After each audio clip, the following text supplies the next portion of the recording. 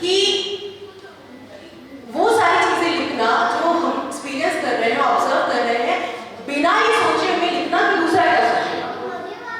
तो अगर हम सिर्फ लोकप्रिय, ये मुझे सरकार तक समझ नहीं आ रहा कि अगर एक राइटर सिर्फ इसलिए लिख रहा है कि मुझे प्रसिद्धि पानी है और मुझे लोकप्रिय होना है, तो मुझे मेरे ख्याल से वो लोकप्रिय तो कोई कंट्रोवर्शियल स्टेटमेंट देके भी हो सकता है, वो लोकप्रिय तो कुछ और भी करके हो सकता है। साहित्य लिखना, क्योंकि साहित्य जो है वो बहुत गंभीर जिम्मेदारी है, बहुत गंभीर जिम्मेदारी है साहित्य, और वो उसको हम इस चीज से नहीं कि कुछ भी लिखा जाए और कुछ भी बनाया जाए। सिनेमा इतना गंभीर है सर, सिनेमा एक मास को अपील करता है टू टेक डिसीजंस। मेरी नीस है, मैं उसको फिल्म्स रिकमेंड करती रहती हूँ, ये देखो वो देखो, just to prepare mentally situations के लिए। हम छोटे से जीवन में सब कुछ अनुभव नहीं कर सकते, लेकिन सिनेमा के तहत हम वो सारी सिचुएशंस किरदारों के माध्यम से अनुभव कर लेते हैं, जिसके लिए हम अगर हमें भविष्य में सामना करना पड़े तो हम मेंटली प्रिपेयर हो सके। तो ये सब बहुत गंभीर काम है सर, आपका क्या कहना है इस विषय? एक बात तो मैंने पहले स्पष्ट कर दी कि मैंने जब लाल दरबारी की बात की थी तो मैंने उसमें क्लियर बोला था, पता नहीं आपका ऐसा क्यों लगा कि मेरे से सिर्फ मनोरंजन का है। एक व्यंग्यकार होने के नाते 20 साल तक मैं लिखने के नाते इतना तो मैं जानता हूँ कि उसमें क्या व्यंग्य और क्या लिखते हैं, तो पता नहीं आपका ऐसा क्यों। दूसरी बात आपने कहा कि सब कुछ लिखने देंगे तो आलोचक का काम क्या है। जब मैं सब कुछ लिखा जा रहा है उसको कह रहा हूँ कि उनको इतना स्पेस मिलना चाहिए, तो इस उदारवादी सोच में उस आलोचना का स्पेस भी तो है, आलोचना भी होनी चाहिए। कीजिए आलोचना को गलत है, मैंने कब कहा कि आलोचना नहीं होती,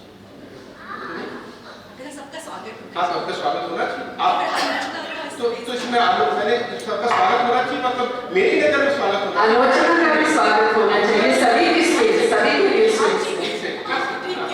उसमें तो अंतर नहीं दिखता। और दूसरी बात देखिए, एज ए क्रिएटर मुझे लगता है कि अगर मैं एक व्यंग्यकार हूं, मैं किसी भी विधा में लिखता हूँ, मैं अपनी नैतिकता बताता हूँ, और मैंने किसी का अगर एक सहायक पढ़ा मुझे अच्छा नहीं, तो मेरी नैतिकता ये कहती है कि मैंने जीवन में आज तक कभी एक सिंगल लाइन किसी की आलोचना करते हुए नहीं लिखी, ये व्यंग्य बुरा है, ये अच्छा है। मेरा कहना है कि जब मैं व्यंग्य लिखूं तो उस व्यंग्य को अपने आप में साबित करना चाहिए कि अच्छा व्यंग्य होता है। तो मेरी नैतिकता कहती है, मैं कभी किसी की आलोचना आज तक मैंने जीवन में कम से कम राइटिंग को लेकर नहीं की। हाँ, अगर सरकारों की आलोचना, किसी की आलोचना की नीति को लेकर जरूर की है, लेकिन ये मेरे अंदर इस तरह का बौद्धिक दम या नैतिक दम नहीं है कि मैं नैतिकता के या बौद्धिकता के जिस पायदान पे खड़ा हूँ तुम लोग बहुत पीछे खड़े हो, यानी देखा तो आलोचक नहीं होना चाहिए। देखिए, फिर मैं नहीं कहूँगा, मैं तो कह रहा हूँ कि मैं जिस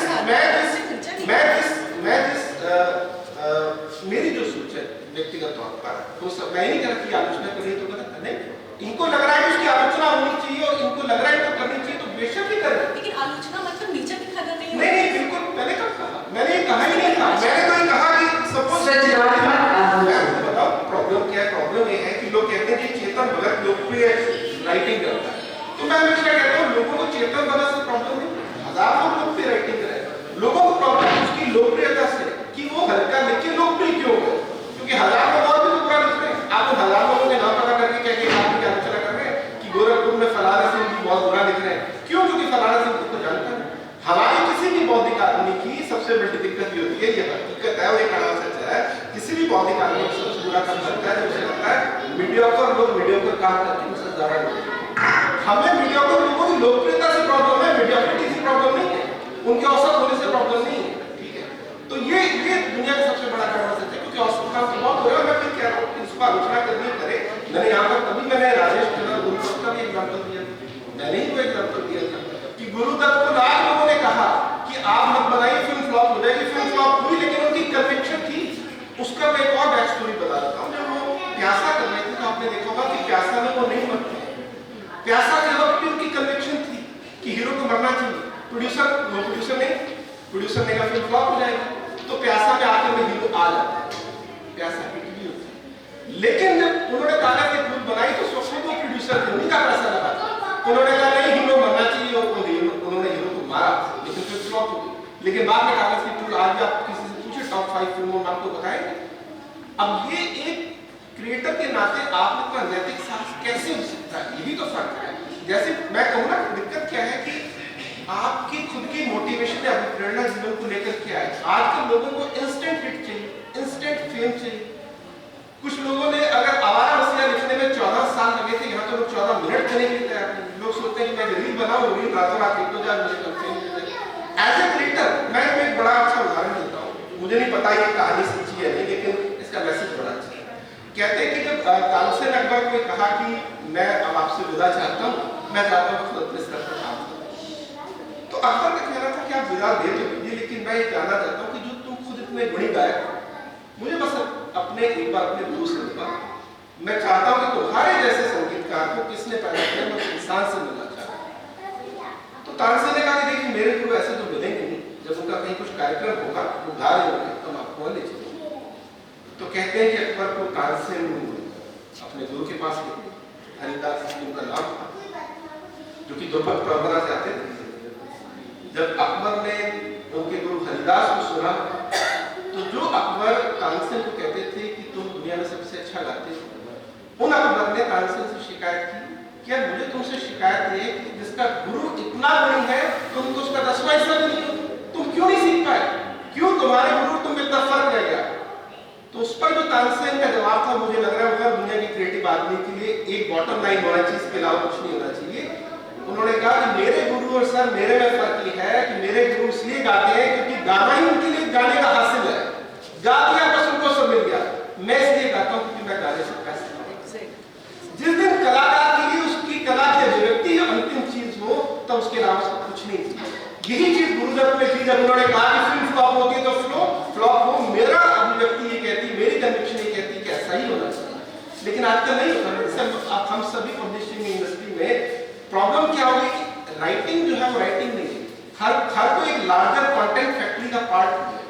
पब्लिशर आपसे सोचता है कि जो टिकटॉक का फॉर्मूला है, जो इंस्टाग्राम पे तुम ऐसा डायलॉग लिखो जिस पे इंस्टाग्राम पे रील बन जाए। सबसे बड़ा आग्रह पब्लिशर का कि ज्यादा नोट ही नहीं होनी चाहिए, किताब को मिले अरे हमारी जो विचार है उसको तो लिखेंगे ना, क्योंकि सभी को लग रहा है कि हम सभी एक बेचैन पाठक और एक बेसब्र दर्शक से जूझ रहे हैं। जिस बेचैन पाठक का जो स्पैन अटेंशन स्पैन है वो 7 सेकंड का है, 7 सेकंड में लोग डिसाइड कर लेते हैं वीडियो देखना है या नहीं देखना। जब अपने बेसब्र इतने बेचैन पाठक से आप डील कर रहे हैं, तो फिर पब्लिशर भी सोचेगा कि मैं क्या करूं क्या ना करूं। और एज ए राइटर भी मैं मान रहा हूं, मैं खुद लिखता हूं, एज ए राइटर मैं बताता हूं चैलेंज क्या है। चैलेंज एज ए राइटर हमारे सामने होता है जो राजकुमार हिरानी की समस्या है कि आपको लोकप्रिय चीज भी लिखनी है, उसकी क्लास भी मेंटेन करनी है, येट आपको लग रहा है वो कमर्शियली सक्सेसफुल भी। और मुझे लग रहा है किसी भी क्रिएटर का सबसे बड़ा चैलेंज है लोकप्रिय भी हो, क्लास भी मेंटेन रहे, येट कमर्शियली सक्सेसफुल भी हो। वरना अगर इस दम में कोई रचनाकार जी रहा है कि नहीं मैं तो अपने हिसाब से लिखूंगा, तो फिर आप इररिलेवेंट होने के लिए तैयार हैं, आपको 50 लोग नहीं पड़ते, लेकिन आप तैयार हैं। अगर आप इररिलेवेंट होने के लिए तैयार हैं कि आपको लगा कि मैंने तो यार 1 साल की मेहनत के बाद एक किताब लिखी जिसमें मैंने कोई ऐसा थॉट दिया जो बहुत ही क्लासिक था, लेकिन फिर उसको 100 लोगों ने नहीं पढ़ा। अब जब आप 1 साल अपनी आत्मा अपना जीवन का झोंक दे और आपको पता चले कि 100 लोगों ने नहीं पढ़ी, तो आप अंदर से हिल जाते हैं, आप भले कितने बड़े नैतिकतावादी क्यों ना हो। फिर आप कहीं ना कहीं वो स्पेस अपने लिए तलाशते हैं कि यार मैं इसको लोकप्रिय भी बना दूं, येट मैं इसको क्लासिक भी रखूं जो अपना थॉट देना चाह रहा हूं, और येट मेरा पब्लिशर भी खुश हो। इसी से मेरा प्रॉब्लम क्या है, मैं इसमें सिर्फ एक चीज बताना चाहता हूं। प्रॉब्लम मुझे लग रहा है कि जो एक रूड बात है लेकिन सच्ची बात है कि कभी-कभी हम ना मनोज चीजों को भी ना बहुत ही पवित्र चीज मान लेते हैं। बहुत सारे लोग कहना नहीं चाहिए, मैं आलोचना से बचता हूं कि आपने जो लिखा वो एक शब्द में मनुष्य रहता है, इसमें कोई अच्छा थॉट नहीं है, इसमें कोई एंटरटेनमेंट का मतलब वो नहीं होता। अगर मैं किसी आदमी की 12वीं कहानी सुना रहा हूं और आपको मैं पहले पन्ने से 250 पन्ने तक बांध के रख रहा हूं, वो भी एंटरटेनमेंट है। मैंने आपको इमोशनली अराउज किया ना। राइटिंग का साइकोलॉजी बेसिकली ये तो कहती है कि आप सामने वाले को इमोशनली अराउज कीजिए। अब आप कौन देख रहे हो, आपको फिजिकली अराउज कर रहा है, लेकिन एकेडमिक टोन में नहीं लिख सकता। मैं कोई मस्तरम की कहानी नहीं लिख सकता, मैं तो राइटर हूं, तो मैं एकेडमिकली आपको कैसे अराउज करूंगा? मैं कोई ऐसी बात लिखूंगा जो आपको बांध के रखे। सॉरी बट एकेडमिक पॉइंट भी लिखा जाना चाहिए टू मतलब to educate people about sex, academic point ये टर्म्स का मेरा नहीं है। एक अमेरिकन सोशल कमेंटेटर है, जो टीवी डिबेट्स आजकल हम देखते हैं जो भड़काने वाली होती है, उसके लिए उन्होंने वर्ड दिया था कि ये जो है ये एकेडमिक पॉइंट है। कहने को ये चर्चा है, लेकिन आप देखेंगे चर्चा कहाँ हिट कर रही है, जहाँ पर आप सबसे ज्यादा समझ। यानी मनोरंजन से शुरू होते हुए एकेडमिक पॉइंट तक पहुंचे हैं।